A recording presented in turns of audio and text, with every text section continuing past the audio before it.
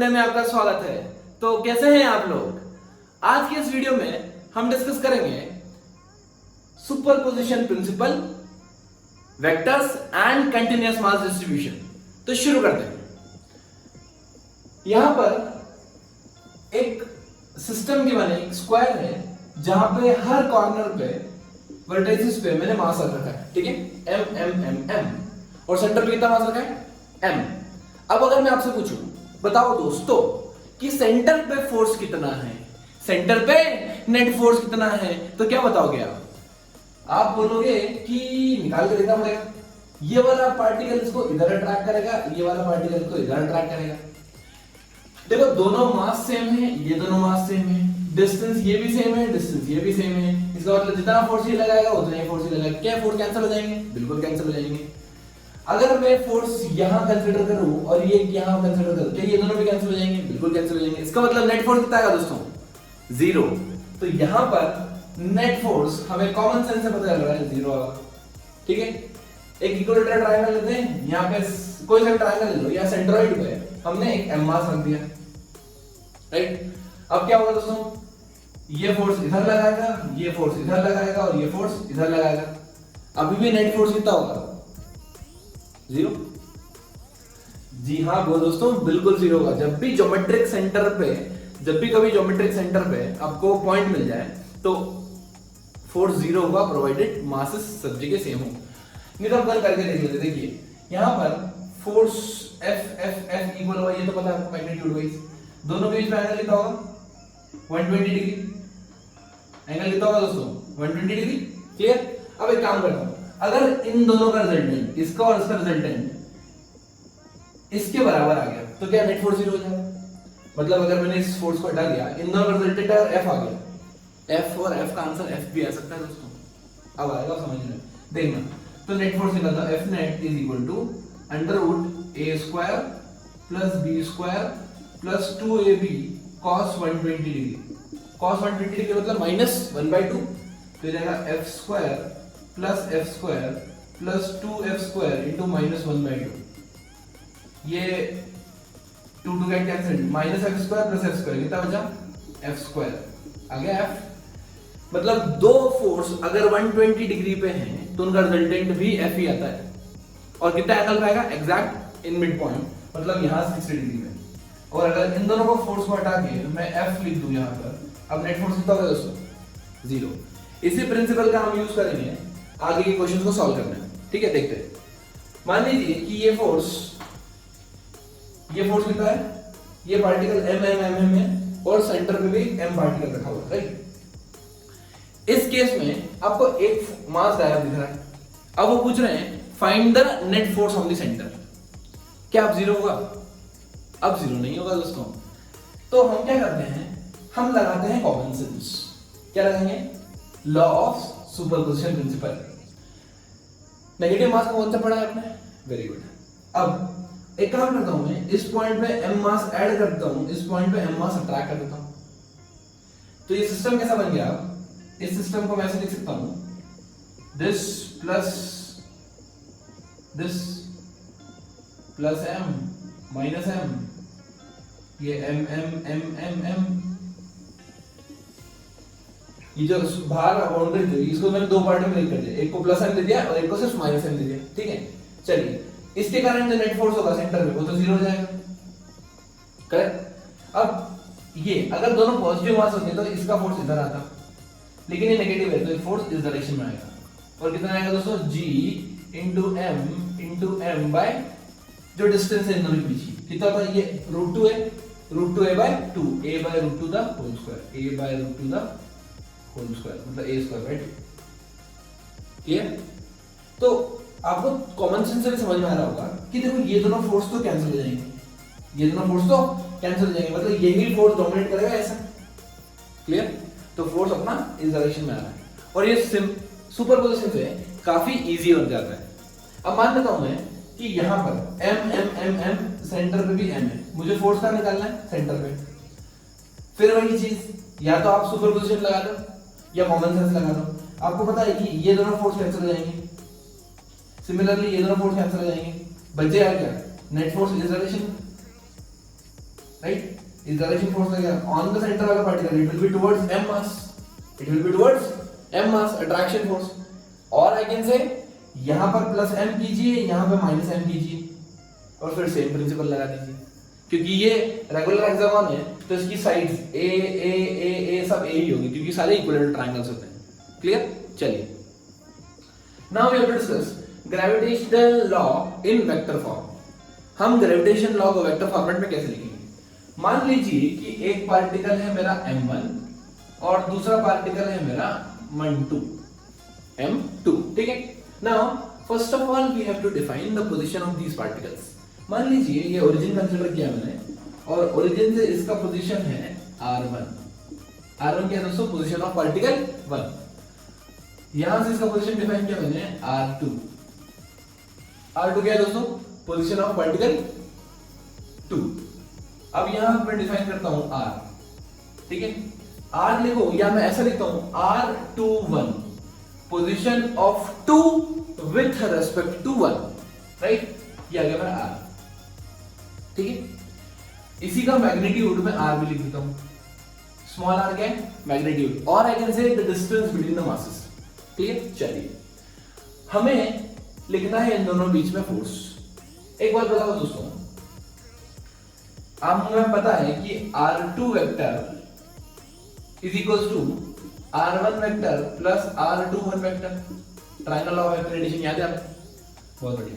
इसका मतलब क्या मैं r21 वेक्टर को लिख सकता हूं r2 minus r1, position of 2 minus position of 1 is equal to r21। अब एक इंपॉर्टेंट पॉइंट, क्या r1 वेक्टर की डायरेक्शन क्या है दोस्तों? ये। r2 वेक्टर की डायरेक्शन क्या है दोस्तों? ये। और r21 वेक्टर की डायरेक्शन क्या है? ये, अलोंग दिस लाइन। क्लियर? आपको ऐसा लग रहा कि इन दोनों के ऊपर फोर्स हमेशा अलोंग दिस लाइन लगेगा? इन दोनों के फोर्स हमेशा इसके अलोंग ही लगेगा, ठीक है? इसके ऊपर फोर्स m1 के ऊपर फोर्स टुवर्ड्स दिस डायरेक्शन लगेगा और m2 के ऊपर फोर्स टुवर्ड्स दिस डायरेक्शन लगेगा। क्लियर? चलिए, मैं निकालता हूं force on 1 due to 2, force on 1 due to 2, जिसकी डायरेक्शन मेरे r21 वेक्टर के डायरेक्शन के अलोंग है। तो सबसे पहले मैग्नीट्यूड लिखता हूं। मैग्नीट्यूड कितना होगा? g into m1 into m2 divided by d square, distance का स्क्वायर। डिस्टेंस में नॉर्मल लिख दूं, ये r स्क्वायर, ठीक है? अभी मैंने सिर्फ मैग्नीट्यूड लिखा है, लेकिन मुझे वेक्टर फॉर्मेट में चाहिए तो दोस्तों मुझे डायरेक्शन भी चाहिए। अब एक बात बताओ, अगर ये डायरेक्शन फोर्स की डायरेक्शन है और यही डायरेक्शन r21 की डायरेक्शन है तो मैं एक वेक्टर डिफाइन करता हूं r21 क्या, इसको लिख दूं मैं r21 divided by magnitude of r21। बोलो बोलो बोलो बोलो बोलो बोलो, r21 vector divided by magnitude. Unit vector याद है? Actual vector divided by magnitude will give me unit vector. Unit vector का खासियत होती है इसका मैग्नीट्यूड होता है 1 और डायरेक्शन होती है same as that of the actual vector. इसका मतलब मैंने क्या किया, यहां पर इसका 1 वेक्टर निकाल लिया, 1 मतलब यूनिट वेक्टर निकाल लिया। अब मुझे अगर फोर्स को डायरेक्शन देना है, तो सबसे बेस्ट काम यूनिट वेक्टर से मल्टीप्लाई कर दो, r21, खेल खत्म। ये मेरा फोर्स आ गया वेक्टर फॉर्मेट में, फोर्स आ गया दोस्तों मेरा वेक्टर फॉर्मेट में, राइट? इसको एक तरीके से और लिखते हैं। अगर मुझे यूनिट वेक्टर नहीं गिवन है, एक्चुअल वेक्टर गिवन है r1 r2, तब मैं कैसे लिखता हूं इसको लिखूंगा g into m1 into m2 divided by इस r कैप को मैं लिख दूं r vector divided by r, तो r स्क्वायर into r कितना हो गया? r cube. तो मेरा फोर्स आ गया g into m1 into m2 square नहीं, g into m1 into m2 into r21 vector divided by r cube. अब दोस्तों आप बिल्कुल भी गलती से ये मत बोल देना कि force is inversely proportional to r cube. No, ये तो वेक्टर फॉर्मेट में है इसलिए ऐसा आ रहा है, ठीक है? कई बार प्रॉब्लम्स आपको वेक्टर फॉर्मेट में करने में इजी हो जाएगी, इसलिए आप ये फॉर्मूला भी ध्यान रख सकते हैं, g into m1 into m2 by r cube into r vector. और r वेक्टर क्या है दोस्तों? r2 minus r1, ठीक है? जिस फोर्स, मान लीजिए आपको इस पे फोर्स निकालना है, इस पे आपको फोर्स निकालना है। अगर आपको इस पे फोर्स निकालना है तो आप पहले ये वाले पोजीशन माइनस ये वाले पोजीशन को सब्ट्रैक्ट करना है, r2 minus r1 करना। ये समझ में आ रहा है? r21 क्या है? r2 minus r1। जिस पे फोर्स निकालना है, जब हम रेडियस वेक्टर लेंगे या पोजीशन वेक्टर लेंगे तो पहले सेकंड वाले का लेंगे फिर फर्स्ट वाले का लेंगे, ठीक है। सिमिलरली अगर आपको इस पे फोर्स निकालना है तो मैं क्या डायरेक्ट नेगेटिव मल्टीप्लाई कर दूंगा इसमें, दोनों की डायरेक्शन ऑपोजिट तो होती है, राइट। तो आइए दोस्तों अब हम निकालेंगे gravitational force for continuous mass distribution. मतलब क्या होगा, यहाँ पर मास कंटिन्यूअसली डिस्ट्रीब्यूटेड है, जैसे मान लीजिए एक रॉड है और यहाँ पे एक बॉल है, ठीक है, और इन दोनों के बीच में मुझे क्या निकालना है, ग्रेविटेशनल फोर्स ऑफ अट्रैक्शन की किस फोर्स से ये एक दूसरे को अट्रैक्ट कर रही है, ठीक है। अब एक बात बताओ, एक चीज तो आपको क्लियर होगी कि जितने फोर्स से बॉल रॉड को अट्रैक्ट करेगी उतने ही फोर्स से रॉड भी बॉल को अट्रैक्ट करेगी, clear, equal and opposite forces, बहुत बढ़िया। अब मुझे एक काम करता हूं, मैं क्या, मैं निकालता हूं force of attraction by the ball on the rod. आप सोच रहे होंगे कि इस प्रॉब्लम को इजी कर सकते हो, कैसे, इसका सेंटर ऑफ मास ले लो, है ना, और इसका सेंटर ऑफ मास ले लो, दोनों के बीच की डिस्टेंस निकाल लो, चलो करके देख लेते हैं। ये डिस्टेंस अगर m/2 है, ये डिस्टेंस यहां से यहां तक l/2 है, तो ये l/2 प्लस a हो जाएगी, तो एक फोर्स निकल जाएगा F = g × m by a plus l/2 the whole square. क्या ऐसा सोचा आपने? अगर आपने ऐसा सोचा है ना बेटा तो भूल जाओ प्लीज। क्यों? देखो, ये कोई सेंटर ऑफ मास का कॉन्सेप्ट नहीं है कि भाई m1 x1 m2 x2। यहां पर क्या हो रहा है कि जो बॉडी है वो फोर्स लगाती है, और जो बॉडी जितना क्लोज होती है उतना ज्यादा फोर्स लगाती है, right. g m1 m2 by r square, distance square. मतलब अगर मैं आधी रॉड लूं, ध्यान से देखना, कंसेप्चुअली समझो फिर अपन कैलकुलेशन करेंगे। अगर मैं आधी रॉड लूं तो ये इसके ऊपर बहुत ज्यादा फोर्स लगाएगी in comparison to this half rod, क्योंकि इसका डिस्टेंस काफी ज्यादा है। मान लीजिए अगर ये 10f फोर्स लगाएगी तो ये सिर्फ f फोर्स लगाएगी, एक नॉर्मल वे एग्जांपल दे रहा हूं, ठीक है। अगर ये यूनिफॉर्म फोर्स लगाती है यहां से वहां तक, तब मैं सेंटर पे ले लेता, तब कोई दिक्कत नहीं आती। लेकिन each and every part over here is applying some different force on the body. Are you getting this? चलिए हम क्या करते हैं, अब हमको आपको एक समझ में आ रहा होगा कि हम ऐसे फोर्स अगर नहीं निकाल सकते तो हमको करना पड़ेगा इंटीग्रेशन। बहुत बढ़िया दोस्तों, अगर आपको ये चीज समझ में आती है तो हमने यहां से x डिस्टेंस पे एक छोटू सा एलिमेंट ले लेते हैं dx लेंथ का, क्लियर। अच्छा दोस्तों, dx लेंथ का कुछ dm मास होगा, और आपको dm मास ये क्या, uniform mass distribution, lambda sigma या rho lambda, right, total mass by total length into small length, ये छोटा सा मास है। अब अगर ये मास आ चुका है तो इन दोनों के बीच का फोर्स आप इजीली निकाल सकते हो। बोलो छोटा सा फोर्स कितना होगा, छोटा सा force equals to g into mass of the ball into mass of the rod divided by distance कितनी, x स्क्वायर, क्लियर। चलिए अगर मुझे पूरा फोर्स निकालना है तो मुझे इंटीग्रेट करना पड़ेगा दोनों साइड्स, तो हो जाएगा मेरा F = g इनटू m, ये दोनों तो कांस्टेंट है, बाहर निकाल लो, अंदर क्या बचा, dm × x स्क्वायर। dm की वैल्यू क्या है, m/l into dx by x square, ठीक है। m/l भी कांस्टेंट है, बाहर निकाल सकते हैं। x की वैल्यू सबसे पहला एलिमेंट में यहां लूंगा, फर्स्ट dx एलिमेंट जिसकी वैल्यू कितनी a, और सबसे लास्ट एलिमेंट कितना होगा यहां पर, तो होगा a + l। देखो लिमिट्स पुट करना आना चाहिए, आपको पता होना चाहिए कहां से कहां तक इंटीग्रेट करना है, ठीक है, तब आपके लिए कैलकुलेशन एकदम सही आंसर देंगे। तो ये हो जाएगा g into capital M into small m/l। अब अंदर इंटीग्रेट करते हैं 1/x स्क्वायर, क्या मैं इसको ऐसे लिख दूं दोस्तों इजी करने के लिए आपके लिए, x⁻⁻2 into dx, x⁻n का इंटीग्रेशन क्या होता है, x⁻n + 1/n+1, तो ये हो जाएगा gmm/l x⁻⁻2 + 1/-2+1, लिमिट कहां से कहां तक, a to a + n, clear. तो ये आपका फोर्स F आया, F = gmm/l 1/x from a to a + n, ठीक है। विद नेगेटिव साइन, ये माइनस है तो एक माइनस बाहर निकाल लिया मैंने, ठीक है, -2 + 1 माइनस बाहर निकाल लिया, x⁻⁻2 + 1 -1 1/x। अब वैल्यू पुट करो, gmm/l upper limit 1/l + a - 1/a with negative sign चली रहा है बाहर, कितना हो जाएगा a - l + a, क्या हो गया -l, ठीक है दोस्तों, माइनस माइनस कैंसिल हो जाएगा, ये हो जाएगा G M M by L, L upon L plus A into A, LCM ले लिया, ठीक है।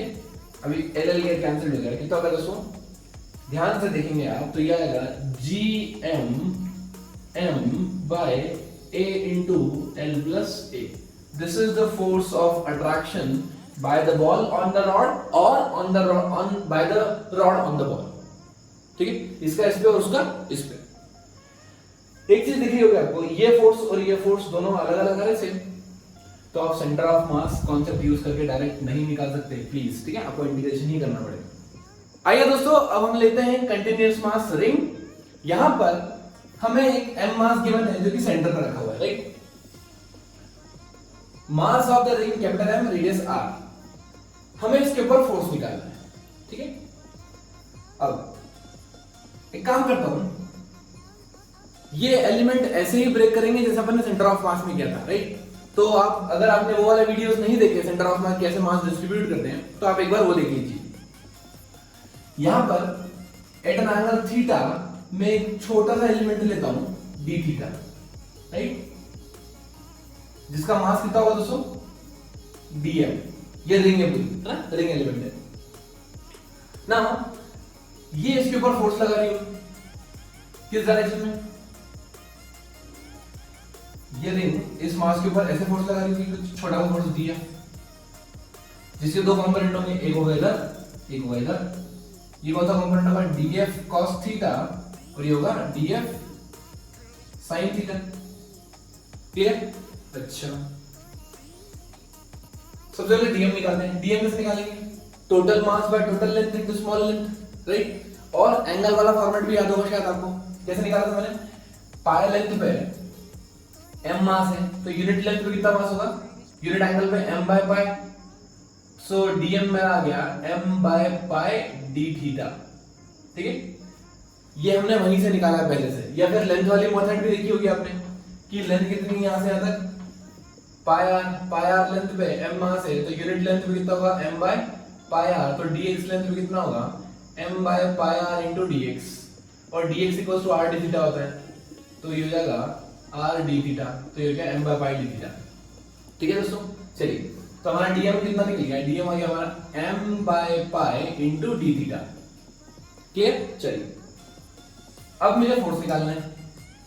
एक बात बताओ, क्या मैं डायरेक्ट डीएफ को या छोटे फोर्स को इंटीग्रेट कर सकता हूं? अगर मैं इस पॉइंट पे फोर्स लेता तो फोर्स इस डायरेक्शन में होगा, राइट। तो हर पॉइंट पे फोर्स की डायरेक्शन चेंज होगी, तो मैं ऐसे इसको इंटीग्रेट नहीं कर सकता। इसीलिए मैंने क्या किया, मैंने इसको दो पार्ट्स में ब्रेक कर लिया, cos थीटा sin थीटा। अब अगर मैं यहां पर फोर्स लेता हूं तो वो फोर्स इधर होगा, उसका एक कंपोनेंट इधर होगा, एक कंपोनेंट इधर होगा, कंपोनेंट कभी चेंज नहीं हो रहा है, कंपोनेंट की डायरेक्शन सेम ही है। और इंटीग्रेशन मतलब addition, so you can not add forces directly until unless you don't know the actual direction. इसीलिए मैं जो नेट फोर्स लिखता हूं, छोटा सा नेट फोर्स, वो लिखता हूं F dF cos theta I cap plus dF sin theta J cap, ठीक है। ये चीज समझ में आई दोस्तों, मैंने sin थीटा cos थीटा में क्यों ब्रेक किया, क्योंकि मैं डायरेक्ट फोर्सेस ऐड नहीं कर सकता, फोर्स वेक्टर क्वांटिटी होती है। फोर्स तभी ऐड कर सकता हूं जब मुझे डायरेक्शन श्योर हो कि वो एक ही डायरेक्शन में है। यहां पर हर पॉइंट मास अलग अलग डायरेक्शन में फोर्स लगा रहा है, but their components are applying force in specific direction X and Y. मैंने सारे कंपोनेंट को जब एक्स और वाई में कर लिया तो उसकी डायरेक्शन फिक्स कर दी मैंने। चलिए, अगर मुझे नेट फोर्स निकालना है तो मुझे क्या करना पड़ेगा, इसको इंटीग्रेट करना पड़ेगा, ठीक है। चलो इंटीग्रेट करते हैं। सबसे पहले G into m1 into m2 by R square, तो यहां पुट करता हूं मैं G into m into dm cos theta, G m1 into R square, ठीक है, into cos theta I cap plus G into m into dm by R square and sin theta as it is J cap, right.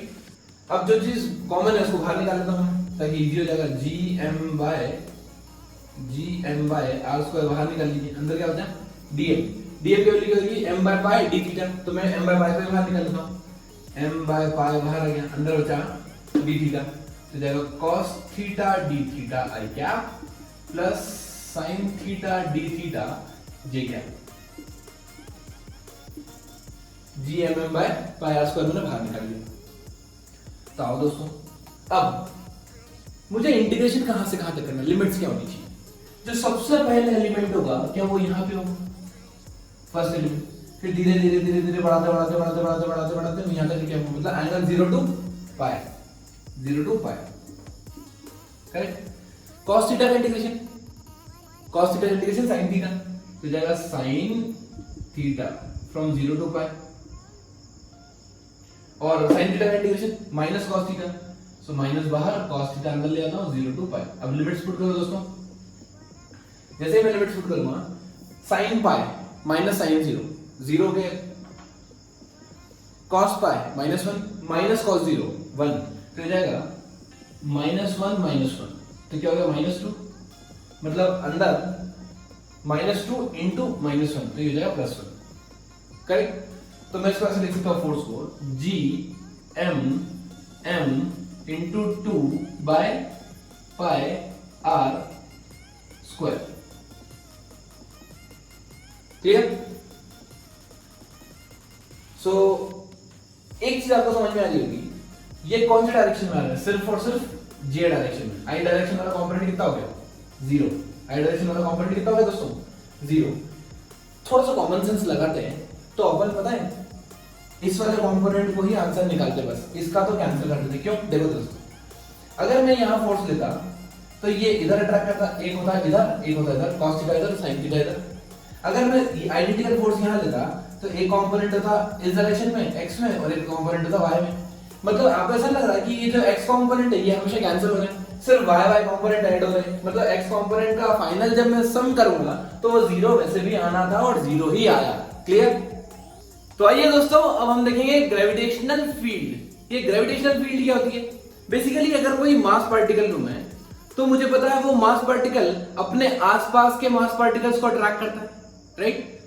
Now gravitational field define कैसे होती है, suppose एक मास particle है, उसके reason of influence में कोई दूसरा मास particle आ गया, ठीक है, और उस जो छोटा मास है उसको मैं यूनिट मास बोलता हूं, right. Now the force exerted by this mass particle on that mass particle is called as gravitational field at that point, ठीक है। और अच्छे समझते हैं, it is force experienced by unit mass is called as gravitational force of m at that point। मान लीजिए कि ये m है, कैपिटल M, और यहां से कुछ डिस्टेंस r दूरी पे मुझे इसकी रीजन ऑफ इन्फ्लुएंस निकालना है, या मैं ऐसा बोलूं मुझे ग्रेविटेशनल फील्ड निकालना है इस पॉइंट पे, किसकी फील्ड लिखना है, ठीक है। Field means region of influence, ठीक। अच्छा, मान लीजिए मैंने एक छोटा सा मास m0 ला के रख दिया, यूनिट मास, ठीक है। अब ये मास के ऊपर ये कितना फोर्स लगाएगा दोस्तों, force will be g into m0 by r square, ठीक है। So how we define gravitational field? The gravitational field is defined as field due to gravitation is equals to g into m0 by r square divided by m0, force per unit mass, ठीक है। So m0 get cancelled, you will get gm by r square. This is the intensity, this is the gravitational field at that point. Now एक बार बताओ, अगर मैं इसको origin मानूं, जहां पे ओरिजिन मानूं, तो ये जो r है ये r वेक्टर है, इस डायरेक्शन में, this is the direction of r vector, right. What I am doing, I am writing the gravitational field in vector form. अब एक बात बताओ, इस पॉइंट पे फोर्स कितना लग रहा है, अब टुवर्ड्स द r वेक्टर और opposite to the r vector, opposite to the r vector, because force is always of attractive nature. इसका मतलब अगर मैं इसे वेक्टर फॉर्मेट में लिखूं तो क्या ऐसे लिख सकता हूं, g into m divided by r square into unit vector with negative sign minus r क्या, क्लियर। और I can write this as e equals to minus gm by r cube into r vector. आपको ये पता है दोस्तों मैंने ऐसा क्यों लिखा, मैंने यूनिट वेक्टर को r vector divided by magnitude of r vector लिख दिया। समझ में आया हमने कैसे निकाला। तो ग्रेविटेशनल फील्ड कुछ नहीं होता, बेसिकली कोई मास है कोई पार्टिकल है, ये जहां पर हमने पॉइंट मास लिया है, उसका रीजन ऑफ इन्फ्लुएंस होता है, राइट? कि अगर कोई मास पार्टिकल उस रीजन में आ गया तो वो कितना एक्सपीरियंस करेगा force per unit mass. Okay, अब हम निकालेंगे gravitational field due to rod, right? अभी हमने निकाला ग्रेविटेशनल फोर्स, याद है आपको? एक बॉल और एक रॉड ली थी, हमने क्या किया था, इन दोनों के बीच में फोर्स निकाला था, राइट? उस बॉल को मान लो पॉइंट मास, बॉल को क्या मान लो दोस्तों? Point mass. और मेरे को क्या होता है, फोर्स डिवाइडेड बाय मास, क्या फील्ड दिया था, ग्रेविटेशनल फील्ड। बस मेरा काम खत्म। अगर आपको फॉर्मूला याद हो तो यहाँ पे ए की जगह हमने आर पुट कर दिया है, तो डायरेक्ट हमारी ग्रेविटेशनल फील्ड आ जाएगी G M by R into R plus L. ठीक है, ये मैं डिराइव नहीं कर रहा हूं, आपने अभी हाल डिराइव किया है इसको। चलिए, सिमिलरली अगर हम ग्रेविटेशनल फील्ड निकाले due to semi circular ring, अभी अपन ने फोर्स निकाला, फोर्स को क्या से डिवाइड कर दो, मास से, बस। तो ये जाएगा 2gm by pi r square. This is the gravitational field at the center of the ring. Clear? यहां पर देखो दोस्तों, मैं सिर्फ मैग्नीट्यूड यूज कर रहा हूं, इधर भी और इधर भी। मैं डायरेक्शन यूज नहीं कर रहा हूं, प्लस माइनस साइन मैंने यूज नहीं किया है। ऑल्दो आप चाहो तो वेक्टर फॉर्मेट में माइनस साइन लगा सकते हो। अच्छा, केस 4 देखते हैं। We have to find the gravitational field due to ring at the center. ये तो बड़ा आसान केस। कैसे दोस्तों? देखिए, अगर मुझे सेंटर पे निकालना है, राइट, तो मुझे क्या करना पड़ता है, मास पुट करता है m नॉट मास, उसके ऊपर फोर्स निकाल दो, डिवाइडेड बाय मास कर दो। अगर मैं सेंटर में पुट करता हूं तो आपको ऐसा लग रहा है कि ये सारे फोर्सेस इस डायरेक्शन में लगेंगे, सब कैंसिल हो जाएंगे। नेट फोर्स कितना जाएगा दोस्तों? 0। तो इंटेंसिटी आ गई मेरी, या मैं बोलूं ग्रेविटेशनल फील्ड आ गई मेरी 0। ग्रेविटेशनल फील्ड कितनी आ गई दोस्तों? 0। अब मान लीजिए उन्होंने थोड़ा सा अच्छा क्वेश्चन दिया मुझे। क्या दिया? उन्होंने रिंग दी, उन्होंने पूछा सेंटर पे इसकी इंटेंसिटी बताओ if small x part is missing. ये थोड़ी सी रिंग मिसिंग है, ठीक है? अगर आप सुपरपोजिशन का प्रिंसिपल लगाते हैं तो आपके लिए प्रॉब्लम बहुत आसान हो जाएगा दोस्तों। मैं क्या करता हूं, छोटा सा मास ऐड कर देता हूं, छोटा सा मास सब्ट्रैक्ट कर देता हूं। ये कर सकते हैं हम, plus M minus M concept पता है आपको? अगर मैंने मास ऐड कर दिया वो वाला मास जो रिमूव्ड मास है, तो ये पूरी रिंग बन जाएगी। और रिंग के कारण कितना होगा सेंटर में? 0। मतलब इस इफेक्टिव डायग्राम को क्या मैं ऐसे लिख सकता हूं, ये मेरा सेंटर पॉइंट है और ये मेरा एक्स लेंथ का मास है, एक्स लेंथ का मास है m। क्लियर? अब इसकी जो फील्ड आएगी वो कितनी आएगी? पॉइंट मास जैसा हो गया बिल्कुल। मतलब F E electric field, gravitational field, sorry gravitational field किस पॉइंट पे? सेंटर पे। कितनी आ जाएगी magnitude wise? G into mass, ये वाला mass, by r square, radius square. ठीक है, तो हमें निकालना ये वाला मास है। एक बात बताओ दोस्तों, क्या लगाएंगे हम? लैम्डा सिग्मा रो, लैम्डा, क्योंकि मास पूरी लेंथ पे डिस्ट्रीब्यूटेड है। सो हम लगा सकते हैं small mass is equal to total mass of the ring divided by total mass of the ring divided by 2 pi r total length into small length into x, right? तो जो मैंने removed मास आ गया, ये स्मॉल m आ गया, ये small m है, removed mass small m की value कितनी है दोस्तों? ये आ गया मेरा g into capital M into x by 2 pi r cube, where mass is the capital M is the mass of the ring, और ये छोटा सा पार्ट मैंने क्या किया? रिमूव कर दिया वहां से।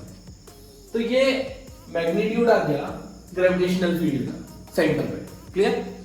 Now we will discuss intensity of gravitational field due to a ring on the actual point. अब हम ग्रेविटेशनल फील्ड निकालेंगे दोस्तों, ग्रेविटेशनल फील्ड निकालेंगे due to a ring on a actual point. अभी तक हमने कहां निकाला? सेंटर पे, ठीक है? हमने सेंटर पे पता था, हमें सेंटर पे 0 आती है। अब हम निकालेंगे एक्चुअल पॉइंट पे। मान लीजिए मैंने एक्चुअल पॉइंट फिक्स कर दिया P। इस पॉइंट में मुझे क्या निकालना है? ग्रेविटेशनल फील्ड निकालना है दोस्तों, ठीक है? इसका रेडियस कितना है? R मान लीजिए, मास m ले लीजिए और ये डिस्टेंस x ले लीजिए, ये भी फिक्स है, ठीक है? x भी फिक्स है, मैंने पॉइंट फिक्स कर दिया क्योंकि मुझे को इसी पॉइंट पे निकालना है। x फिक्स है, मेरा r भी फिक्स है, ठीक है? चलिए अब मैं निकालता हूं। सबसे पहले क्या करते हैं हम, इसके ऊपर m नॉट मास पुट कर देते हैं, ठीक है? जैसे मैंने इसके ऊपर m नॉट मास पुट किया, मेरे को फोर्स निकालना है, force divided by m not, मेरी क्या फील्ड आ जाएगी? बहुत बढ़िया। अब इस रिंग को मैं छोटे छोटे dm मास में ब्रेक कर देता हूं, dm, राइट? ऐसे डीएम डीएम डीएम डीएम ऐसे, है ना, यहां पर भी इधर सब दूर, तो फोर्स क्या इस डायरेक्शन में लगेगा, ये मेरा छोटा सा फोर्स डीएफ, क्लियर। अच्छा, तो फोर्स निकालने के लिए छोटा सा फोर्स इज इक्वल टू, देखो दोस्तों ये फोर्स कितना आएगा, G into M not into D M by distance, ये डिस्टेंस कितनी है यहां से यहां तक, ये r है ये x है, तो क्या पाइथागोरस थ्योरम लगा दो, r square plus x square, ठीक है, वो अंडर रूट से होल स्क्वायर कैंसिल हो जाएगा, ठीक है, ये मेरा छोटा सा फोर्स है। सिमिलरली अगर मैं एक एलिमेंट यहां लेता हूं तो वो फोर्स इधर आएगा, समझ रहे हो, एक ये पॉइंट मान लो, एक एलिमेंट उधर जा रहा है, एक फोर्स उधर जा रहा है, एक फोर्स इधर जा रहा है। सिमिलरली अगर मैं दो पॉइंट ऐसे लेता हूं तो एक इधर जाएगा एक इधर जाएगा, इसका मतलब मैं क्या करता हूं, ये जो फोर्स है इसके दो कंपोनेंट लेता हूं, एक अलोंग द एक्स एक परपेंडिकुलर टू एक्स। सिमिलरली ये वाला जो कंपोनेंट है इसके दो कंपोनेंट लेता हूं, एक अलोंग द एक्स एक परपेंडिकुलर टू एक्स। तो ये जो परपेंडिकुलर कंपोनेंट है ये आपको ऐसे नहीं दिख रहा कैंसिल हो रहा है, और जो अलोंग वाला कंपोनेंट है वो क्या होंगे, ऐड हो जाएंगे, क्लियर। सिमिलरली अगर मैं इधर लेता हूं, देखो एक फोर्स इधर एक फोर्स इधर, तो अलोंग वाला तो ऐड हो गए और परपेंडिकुलर वाले कैंसिल हो गए। ये आपको दिखेगा कि कौन टाइप पे फोर्स लगा है, ऐसे फोर्स लगा है, ये पूरे रिंग कैसे फोर्स लगा है उस पार्टिकल के ऊपर, ऐसे, जिसके सारे कंपोनेंट ये वाले तो ऐड हो जाएंगे और परपेंडिकुलर वाले जीरो हो जाएंगे। चलिए ये एंगल मान लेता हूं मैं थीटा, ठीक है, तो क्या मैं ऐसे लिखता हूं, the net force F net is nothing, it is integration all of the df cos theta force, ठीक है। याद आया मैंने sin थीटा वाला क्यों नहीं लिया दोस्तों, क्योंकि वो ऑटोमेटिक जीरो हो जाएगा। चलिए मुझे df cos theta df cos theta सबके df cos थीटा मेरे को ऐड करना है, तो मुझे फोर्स आ जाएगा अलोंग द एक्सिस। चलिए चलिए चलिए df निकालेंगे, df बोलो df होता है ये g m not into dm by r square plus x square into cos theta की वैल्यू क्या होती है दोस्तों, बेस अपॉन हाइपोटेन्यूज, ये जाएगा बेस अपॉन हाइपोटेन्यूज होगा under root r square plus x square, clear, का इंटीग्रेशन। अब बताओ क्या ये x कांस्टेंट है या वेरिएबल, कांस्टेंट है, ये मैंने पहले फिक्स कर रखा है, x constant, r constant, m not constant, g not constant, सब कांस्टेंट बाहर निकाल लो। एक काम करते हैं पहले dm की वैल्यू पुट करते हैं कि dm दोस्तों लेंथ क्या है, इसलिए तो dm equals to total mass by total length into small length, clear. तो मैं यहां पे dm की वैल्यू पुट कर देता हूं, ये हो जाएगा g m नॉट बाहर x बाहर r square plus x square, power 1 है, इसकी पावर रूट को मैं 1/2 लिख सकता हूं पावर, तो ये जाएगा पावर 3/2, ये जाएगा इंटीग्रेशन dm, ठीक है, f नेट। थोड़ा कॉमन सेंस अगर अपन और लगाएं तो अपन को ये लिखने की जरूरत ही नहीं है, क्योंकि जब मैं इंटीग्रेशन dm लगाऊंगा तो क्या मैं सारे मास का सम ही तो कर रहा हूं, तो वो टोटल मास के बराबर आ जाएगा, है ना दोस्तों। तो जब फोर्स होगा वो हो जाएगा g capital M into small m not by r square plus x square to the power 3/2, clear. इसका मतलब जो इंटेंसिटी आएगी, या मैं बोलूं ग्रेविटेशनल फील्ड निकालना मुझे, ग्रेविटेशनल फोर्स क्या होगा, फोर्स बाय m नॉट मेरा आ गया gm by r square plus x square to the power 3/2, clear. Now into x छूट गया यहां पे, x भी लिख लीजिए, gm x upon r square plus x square to the power 3/2, ये मेरी आ गई फील्ड, ग्रेविटेशनल फील्ड। किस पॉइंट पे, इस पॉइंट पे। डायरेक्शन क्या है, towards the center of the ring, ठीक है। जैसे मान लो एक पॉइंट यहां होता, ये पॉइंट यहां होता, तो फील्ड कैसे लगती, अब फोर्स ऐसे लगने लग जाते हैं, ठीक है। तो ये हमेशा towards centre of the ring आ रहा है। एक बात बताओ, अगर मैं x की वैल्यू इनफाइनाइट पुट कर दूंगा, x की वैल्यू इनफाइनाइट कर दूंगा मतलब बहुत दूर, ठीक है, जैसे मैंने इनफाइनाइट पुट किया तो क्या ये ऑलमोस्ट जीरो हो जाती है इंटेंसिटी, कैसे जीरो होती है अपन ऐसे भी देख सकते हैं। एक काम करता हूं मैं, यहां से x स्क्वायर बाहर निकाल लो, तो ये हो जाएगा gm, ऊपर x ऑलरेडी बाहर है, यहां से x स्क्वायर बाहर निकाला तो x स्क्वायर बाहर निकालने का 3/2 upon R square by X square plus 1 to the power 3/2। Correct. अब x से ये 2 1 अपॉन एक्स स्क्वायर बचा, कितना बचा gm by X square R square by X square plus 1 to the power 3/2। तो जैसे ही मैंने x को इनफाइनाइट पुट किया 1 अपॉन इनफिनिटी क्या हो गया 0। मतलब क्या हो रहा है दोस्तों इसका मतलब हो रहा है कि इनफिनिटी डिस्टेंस पे इंटेंसिटी 0 है, और जब मैं x इक्वल टू 0 पुट करता हूं तब भी 0 है। अभी अपन ने देखा सेंटर पे 0 पे 0, इंफिनिटी पे 0, इसका मतलब कहीं ना कहीं बीच में मैक्सिमम ही होगी। करेक्ट। तो इसका जो डायग्राम बनता है इंटेंसिटी का दोस्तों, वह इंटेंसिटी का डायग्राम कुछ ऐसा बनता है जो आपको ध्यान रखना है। इंटेंसिटी डायग्राम, ये फॉर्मूला आपको याद रखना, फॉर्मूला काफी इंपॉर्टेंट है।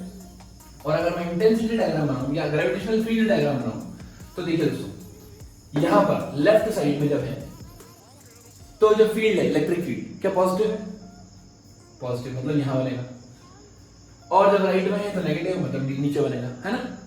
दूसरी चीज, जब 0 है तो 0, x इक्वल टू 0, यहां पे प्लस x, यहां पे minus x।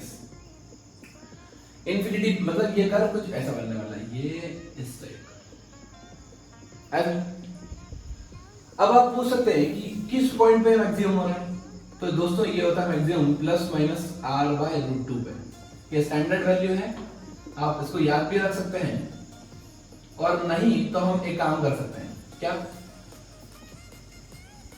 You want this electric field to be maximum, right. इसको फर्स्ट डिफरेंशिएट करो और 0 पुट कर दो, you will get the values plus minus r/√2। Clear. और फिर भी अगर आपको समझ नहीं आए तो आप मैसेज कर दीजिए, इंस्टाग्राम पे मैसेज कर दीजिए, हम आपको उसको सॉल्यूशन भेज देंगे, ठीक है। तो चलिए दोस्तों, अब मेहनत करने का टाइम आ गया है। आपको करना है 3 प्रॉब्लम्स। आपको निकालना है gravitational field at N axial point. Axial point क्या होता है दोस्तों, अलोंग द रॉड, ठीक है। जैसे रॉड इधर रखी है, यहां से मास m ले लीजिए, लेंथ l ले लीजिए, एट अ डिस्टेंस r आपको इस पॉइंट पे फील्ड निकालना है। इस तरह का क्वेश्चन हम कर चुके हैं, बट फिर भी आप एक बार ट्राई कीजिए। सेकंड आपको निकालना है इक्वेटोरियल पॉइंट पे। इक्वेटोरियल मतलब लॉन्गिट्यूडनल लेंथ के परपेंडिकुलर, लेंथ के परपेंडिकुलर इस पॉइंट पे, ये मास m लेंथ l, और आपको निकालना है at a distance r, centre से डिस्टेंस ले लीजिए r, ठीक है। थर्ड थिंग आपको निकालना है सर्कुलर आर्क है जिसका मास m है, रेडियस r ले लीजिए। इस पॉइंट p पॉइंट पे आपको क्या निकालना है, ग्रेविटेशनल फील्ड। ओके,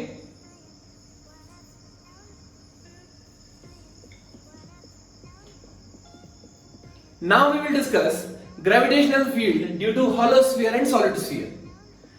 यहां पर एक hollow sphere गिवन है जिसका मास m, रेडियस r है, राइट।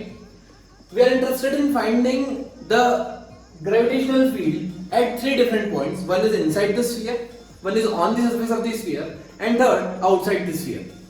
तो जब मैं inside निकालता हूं तो मैंने डिस्टेंस मान ली ri, जब मैं सरफेस में निकालता हूं तो मैंने डिस्टेंस मानी सेंटर से r, रेडियस, एंड जब मैं थर्ड पॉइंट में निकालूंगा तब मैंने डिस्टेंस मानी ro आउटसाइड, ठीक है।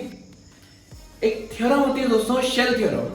वो क्या बोलती है कि अगर आप पॉइंट स्फीयर के सरफेस पे या बाहर रख रहे हो, या तो आप सरफेस पे या बाहर ले रहे हो, तो you can consider the entire sphere to be a point मास।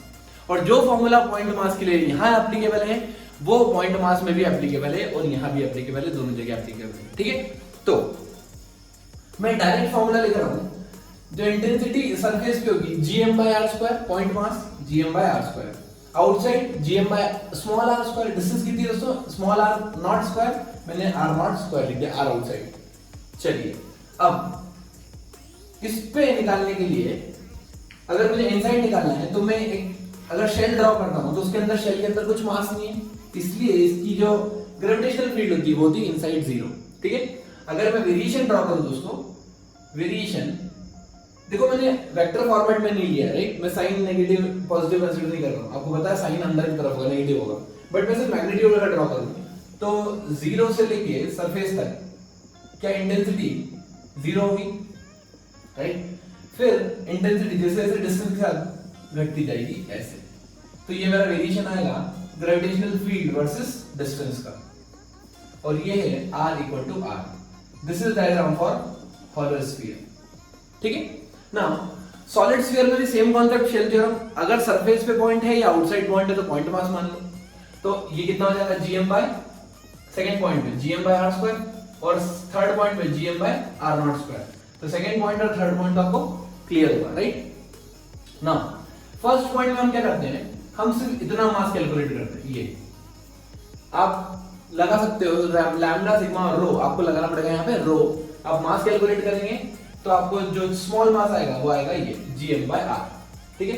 तो इसका जो वेरिएशन होता है वो देखें, जीरो सेंटर पे फील्ड जीरो होती है, और जैसे जैसे आप बाहर की तरफ जाओगे फील्ड बढ़ती जाएगी। तो अगर मैं डायग्राम बनाऊं तो यहां से यहां तक ये देखो कांस्टेंट है, r इक्वल टू आर तक इंक्रीज हो रहा है कॉन्स्टेंटली, है ना, इलेक्ट्रिक ग्रेविटेशनल फील्ड, और फिर ये घटते जा रहा है 1/r², ठीक है। दोस्तों अगर आपको कुछ भी चीज नहीं समझ में आई हो कमेंट सेक्शन में लिख दीजिए, या हमारे को इंस्टाग्राम पे फॉलो कर लीजिए, आपको सॉल्यूशन विद पूरा डायरेक्शन मिल जाएगा, ठीक है। हालांकि ये चीजें काफी इजी है, और यही चीज फिर से रिपीट होगी इलेक्ट्रोस्टैटिक्स में, तो वहां पे आपको बिल्कुल पूरा डिराइव करके समझ करता है।